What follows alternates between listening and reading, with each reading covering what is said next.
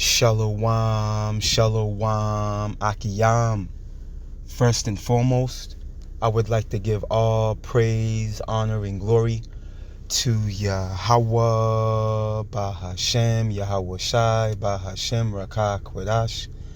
I would also like to give a double honors to the elders and apostles of Great Millstone, where I learned this 144% truth. I would also like to say peace and salutations to the hopeful elect, starting with the 144,000 men of Israel, which consists of the servants, the prophets, whom have been ordained since the foundations of this earth to sing this new song, which comes in the form of this gospel, which will be preached throughout all four corners of this earth and rest upon the ears of the innumerable multitude, men, women, and children of Israel, who may be scattered throughout all four corners of this earth.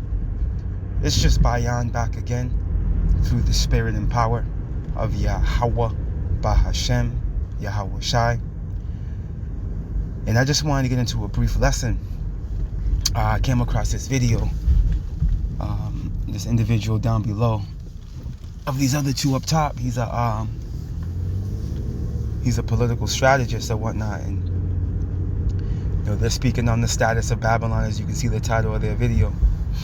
And pretty much you're gonna hear in their speech, especially dude at the bottom, this political strategist, forgot his name, I think it's like Stan Barnes or something like that, but needless to say, you can hear it in his speech. Oh yeah, his name's right there, it's Stan Barnes, and you're gonna hear it in his speech that he the mindset that he's under, okay, regarding the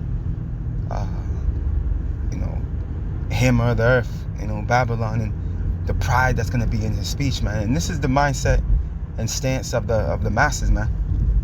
Okay, being that evil E, the devil that the Bible speaks of, man. All right, comes in that same energy. You see, he comes in that proud pomp. I can't be stopped. Okay, I'm God Himself. Mindset, man. Here's how he moves. So you can only imagine that's going to be the, when you look at it from a trickling effect, it's going to be that same energy is going to be on the people, man.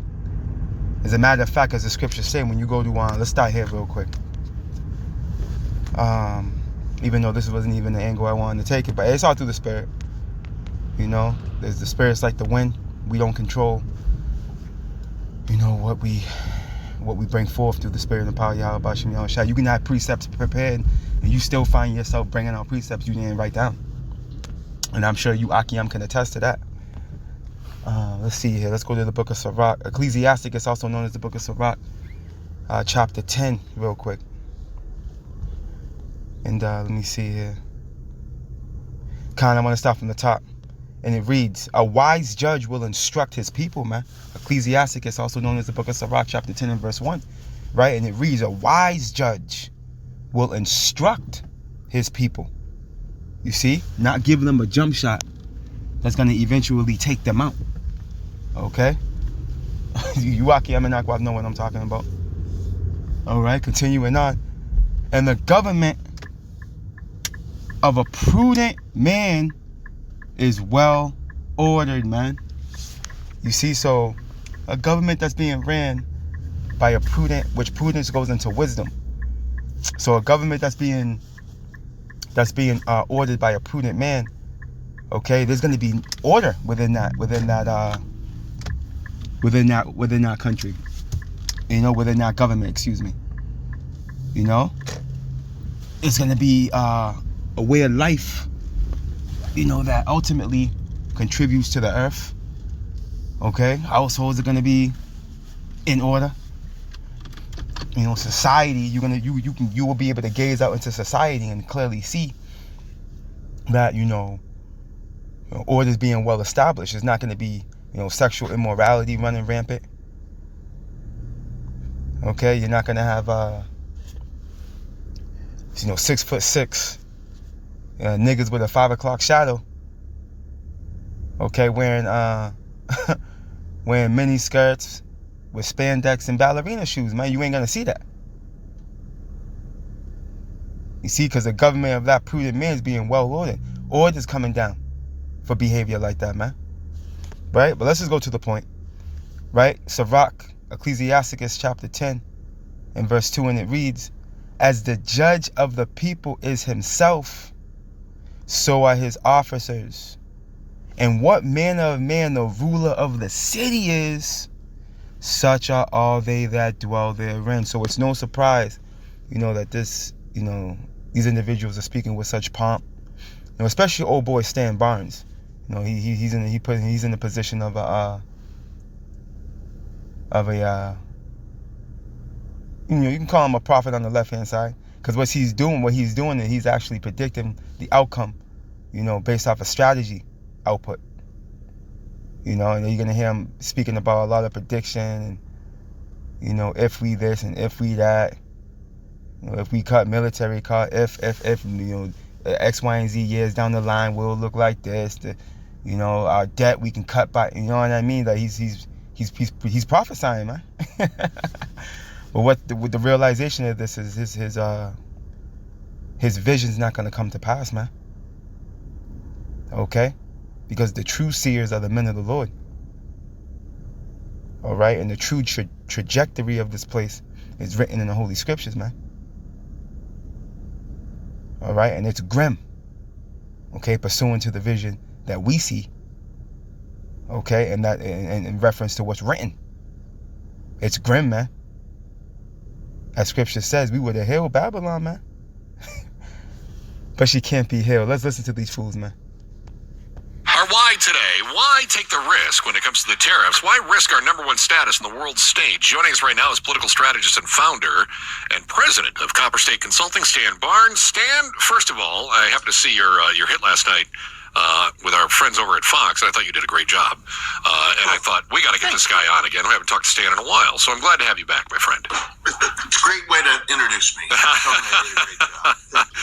Hey, I pointed out to Joe that anytime that we've seen a rearrangement of the world order, it's come after some sort of a war, with the exception of the United States and the Soviet Union. It was the end of the Cold War where the United States became the only superpower. Prior to that, Greece, Rome, China, Great Britain, everything else, it ends with war. Yeah. Is a trade war enough to trigger something like that? Are we risking our position? And that's the spirit that he mentioned, war. Okay, because that's exactly what's coming here, as you Akiam and Akwath are aware of, man. Okay, well, we're witnessing, okay, with this whole tariff war, the skirmishes going on, between, Russia and Ukraine, and the whole fallout between Zelensky and America, and via that Trump-Zelensky meeting that took place a week or so ago. Okay, the separation with America from NATO, in the EU. Okay, Trump putting tariffs on his allies, Mexico, Canada, and these other EU nations. Listen, what we're witnessing, we're seeing the buildup, okay, to that Third World War. That's why when Trump was talking to Zelensky on live television, he said, what? You're playing with World War III. He said it 2-3 times. You're playing with World War III, man. Because that's the reality. This is the time we're coming. It can't be avoided. It won't be avoided. You see? Because pursuant to Revelations 18, okay, Babylon's going to fall. It's going to be a violent overthrow. And it's going to come in the form of World War III, man. Let's watch this clip. Greece, Rome, China, Great Britain, everything else, it ends with war. Yeah. Is a trade war enough to trigger something like that? Are we risking our position as the superpower when we start swing? As Teddy Roosevelt said, "Speak softly and carry a big stick." Are we just swinging our big stick right now and forcing other countries to defend themselves? And does that paint us into an unnecessary risk? I love it, and I appreciate being on the show. My short answer is no. Okay, but let me fill in. My own opinion, obviously, what makes the United States great, what makes us the superpower, is that we are the biggest economy by great measure, exception to China, and we are the biggest military by every metric. And I don't think those two things change because of the tariff war. And you can see this man he lacks the understanding when it comes to prophecy. And he's still living in a fantasy world. Okay? Because from an economical standpoint, and they're going to mention it, America's in debt, man. America owes China and these other countries, man. Okay, and when you look at it from a GDP stance, as a matter of fact, let me just get this real quick. In comparison, in reference to what he's talking about. All right, back in 2023, you have G7, which is made up of this beast system, and you have the BRICS, okay, which is fastly on the rise, man. Which is Brazil, Russia, India, China, and South Africa, man, and many other nations that have joined since 2023. Okay. Then when you look at the purchasing power parity via GDP combined countries, look, in 2023, BRICS outdid G7 by what? Over 3% right here. Okay? Hey, and it climbed in 2024 when you go here.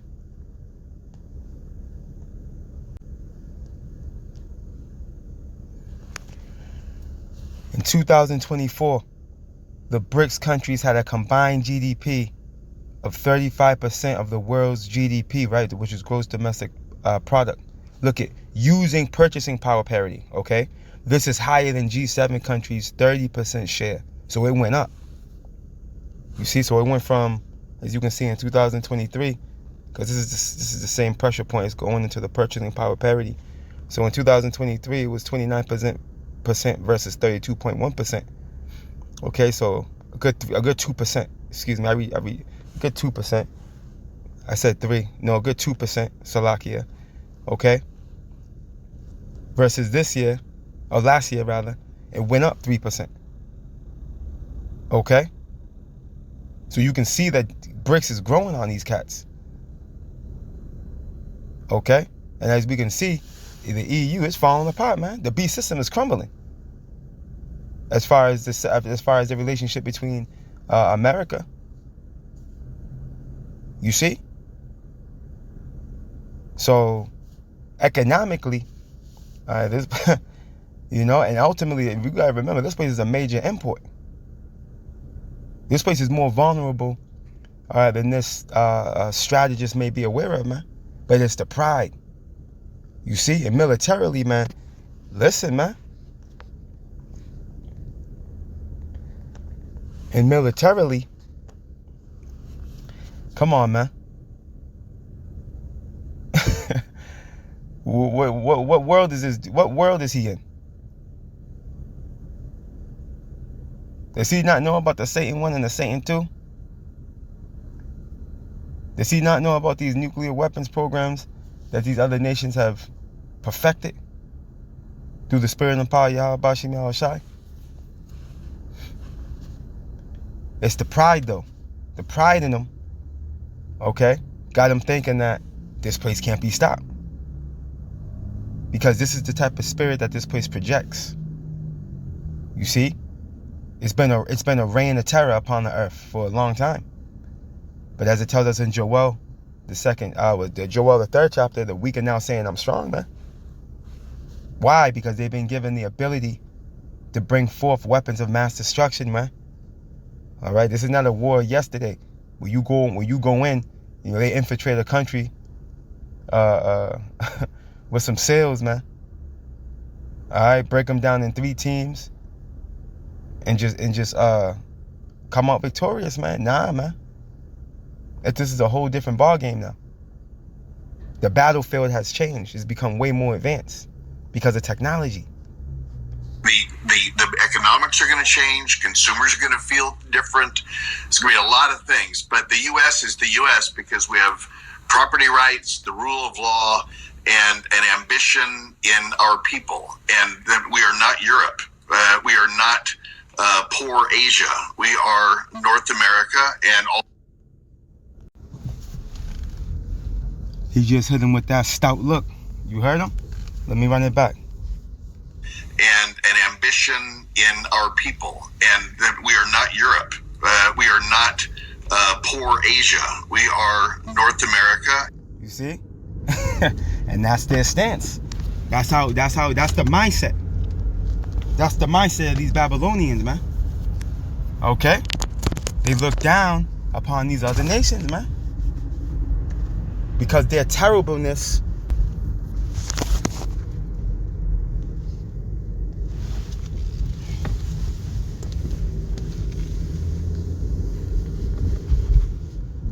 the book of Jeremiah, chapter 49,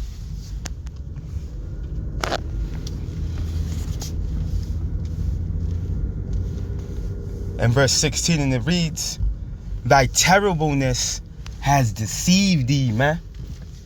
Okay, everything this man's been able to do throughout the four corners of the earth, all right, since its inception, man. But really, I'm talking to since the Renaissance period, you know, because we know since the Greeks, you know, evil's increased on the earth, as it tells us in First Maccabees. But more, I'm talking to, you know, post Western Roman Empire, man. You know, when this man came up out of the pit, okay, in the form of the Renaissance period, man, and was able to, you know, bring Western Rome back to life in the form of this revived system.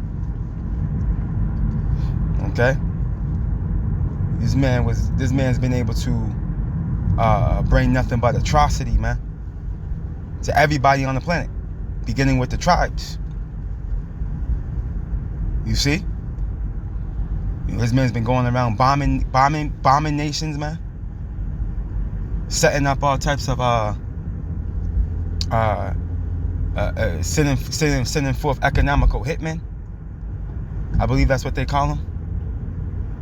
You know, either get down or lay down. You know, type moving. That's how Esau's been moving, man.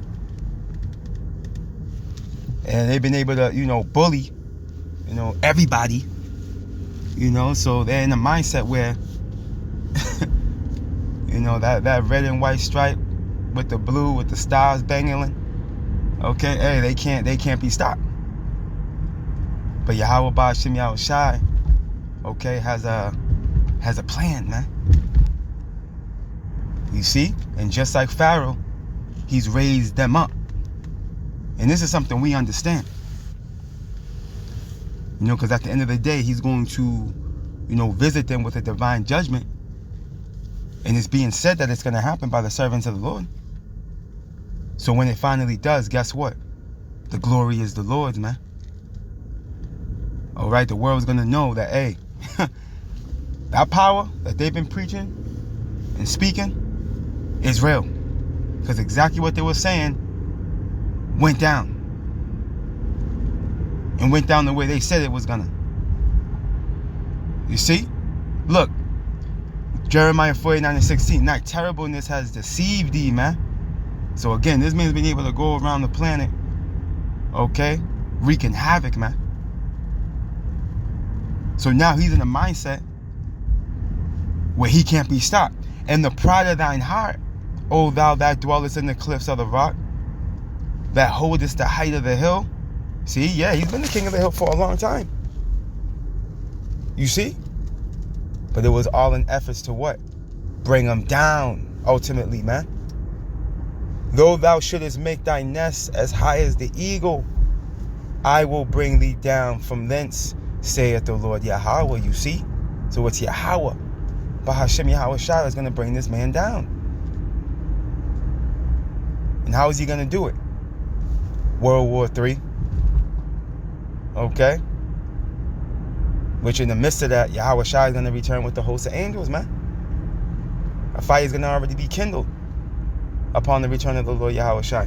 See? The missiles are going to fly. And the elect got to be delivered out of that destruction. Pursuant to Revelations 11, man, by the skin of their teeth. See? Yahweh Shai is coming at the very end. Pursuing a biblical prophecy. When exactly? We'll find out. But we have kind of a rough idea based on the salvation. You see? That's the end of this story, man.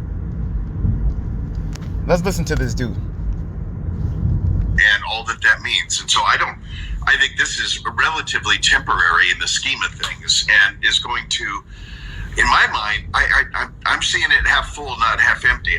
This idea that the U.S. is carrying the rest of the world, I think has got to end, because we are going to prove ourselves insolvent someday on the trail we're on, and that fact is what motivates every opinion I have about this. And I by now, the post-World War II order all the way to today, yeah, that's basically what we've been doing. But I don't see the need going forward. Some variation of the U.S. funds everything to keep the peace has got to make sense, because with the $30+ trillion position we are in the negative, one day that is really what's going to collapse us, and that's what I think Americans should fear most. I don't disagree with you. Stan Barnes is a political strategist and founder and president of... And then my man, it's actually more than 30 trillion. Yeah, you said 30 plus, but to be exact, I got the live debt clock up right here. And it's looking like 36. U.S. national debt, 36 trillion. Okay? And I was looking around. There's a U.S. total. Where is it? Bear with me. Let me just make this turn right here.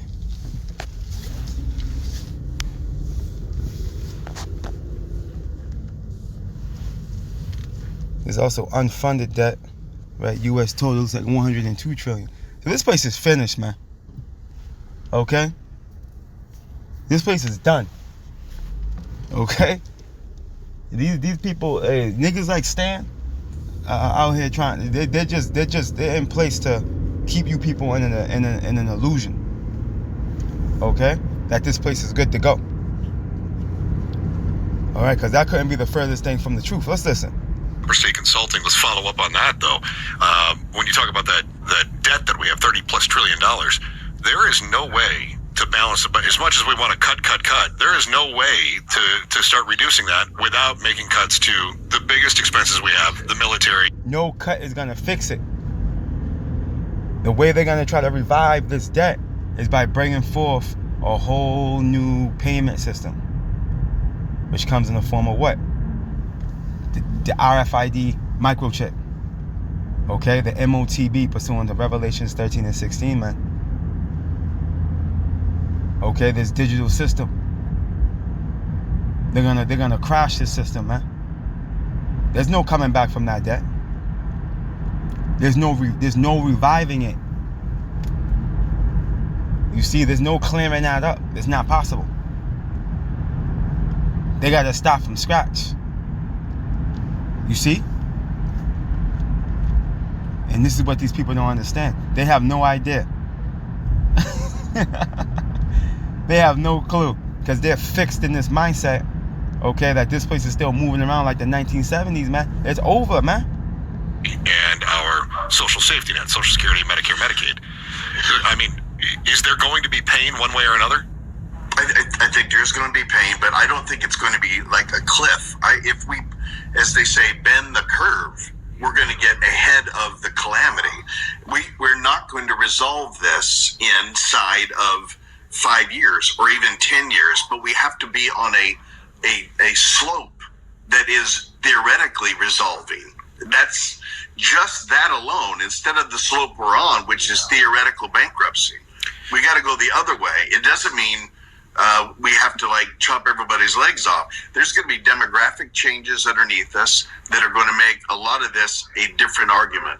And as Trump said, last month, he's got a goal to take all the military spending in the world down by about 50%. Now, I know that's phantasmagorical, but what if we did not have to spend that much on military? What if the premise of which you're basing it on is going to shift underneath us? I think it's possible. I really do. Talking with Stan Barnes, the founder and president of Copper State Consulting. And Stan, you mentioned the word pain, and you said you do think there's going to be some. Stare into your crystal ball. What does that pain look like for Republicans, for Democrats, for all of us? Yeah, to put it in the scale, it's not a scorpion sting. It's more like a bad paper cut. I'm being flippant, but I'm thinking of it's like keeping Social Security solvent as part of the federal budget by making retirement ages longer in the scope. Instead of 65 or whatever, it's going to be older than that because Americans are living and working differently anyway. It's going to be around the edges kinds of changes that when you score it out over 10 years bends the curve or takes the number in the right slope. I do not think it means hospitals closing in rural Arizona because of Medicaid payments stopping. And that's the fear component by the opposition party. Fear is a great motivator. And in politics, I'd rather have fear on my side than the facts. Absolutely. But in this case, there has to be an adult in the room. And you can hate Trump, and many people, they do. But this idea of trying to do something different with the bureaucracy and with the military spend, I mean, I applaud it. I don't care which president's doing it. I applaud it. Yeah, I think you're right. And I'm going to hold it right there. And at the end of the day, hey, you can see this nigga's clearly drunk off of the wine of Babylon. Okay? Because even the New York Times, and that's the spirit that Trump's right here. There's a clip, there's a video with him right here, with him being the thumbnail. The New York Times literally said, he may be a smart man, but the tariffs that he's putting on his allies is a stupid move. Okay? And the Prime Minister, Justin Trudeau, reiterated that during his speech last week when he countered the tariffs that were put on them with a 25% tariff on $155 billion worth of product coming to America. So listen, man, hey, this dude's out of his mind. Okay, you hear him talking about 10 years from now, it can bend the curve. Niggas is crazy. See, they see light at the end of the tunnel, not realizing all that's at the end of the tunnel for Babylon is misery, man. It's gonna be more severe than a paper cut. All right, he was being facetious, but it's gonna be pain. No, listen, it's gonna be much more severe than the paper cut. Okay, all right, misery, man. But let me get this real quick.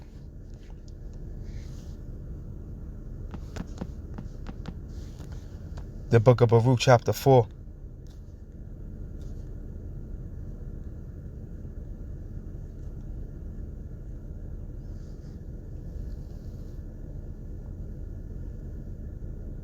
And verse 30, and it reads, take a good heart, right? Take a good mind. That word heart in the Hebrew is lab. Take a good mind. Oh, Jerusalem, right? Talking to the people before it took place. Us so-called Negroes, Latinos, and Native Americans. For he that gave thee that name will comfort thee, man. And this is talking to the elect. Lord willing, we're part of that precious number. All right, we're going to be comforted through what? Through this truth. You see? This truth is a comforter, man. Through the Holy Spirit, we receive the truth. Now in our affliction, we're comforted, man. Okay, matter of fact, the scriptures back that up when you go to Psalms. The book of Psalms, chapter, I believe that's 119 and 50, if I'm not mistaken. You see? Let's continue. Baruch 4 and 31, miserable are they that afflicted thee, and rejoice at thy fall, man. And this is talking to Babylon. As a matter of fact, to prove it, let's get this in the Good News Bible.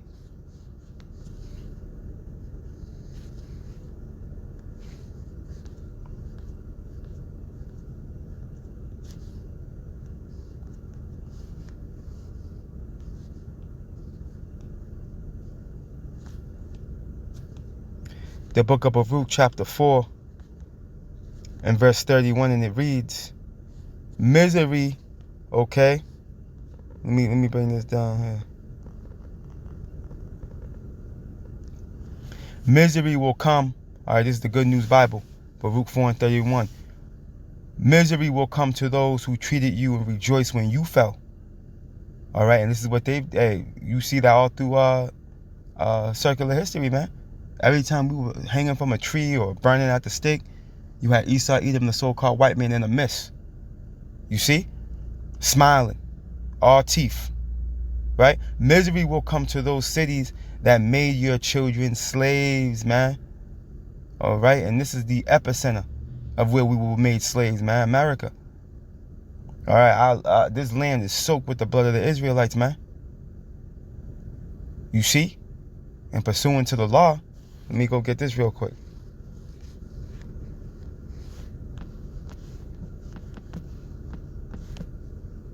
The book of Numbers, chapter 35, in verse 33, and it reads, So ye shall not pollute the land wherein ye are, for blood it defileth the land, and the land cannot be cleansed of the blood that is shed therein, but by the blood of him that shed it, showing you why there's going to be a great sacrifice in Basra, man, which Basra being the capital city of Edom, that's talking to America. You see, whether you can believe it or receive it or not. Continuing on, okay, continuing on in the book of Baruch chapter 4 and verse 32, misery will come to those cities that made your children slaves. Misery will be the fate of Babylon, that city which swallowed up your children, man. Okay, and this is talking to the daughter of Babylon, which will be America, man, prophetically, whether you believe that or not, man. So misery's coming, man. Misery and only misery, man, in the form of evil. And it's coming from Yahweh Ba'ashem Yahweh Shai, man. As scriptures say, we would have healed Babylon, but Babylon cannot be healed. All praise, honor, and glory to Yahweh Ba'ashem Yahweh Shai Ba'ashem Rakah Kwedash. Double honors to the elders and apostles of Great Millstone, where I learned this 144% truth. Lord willing, you Akiyam and Akwaf were edified. Shalom.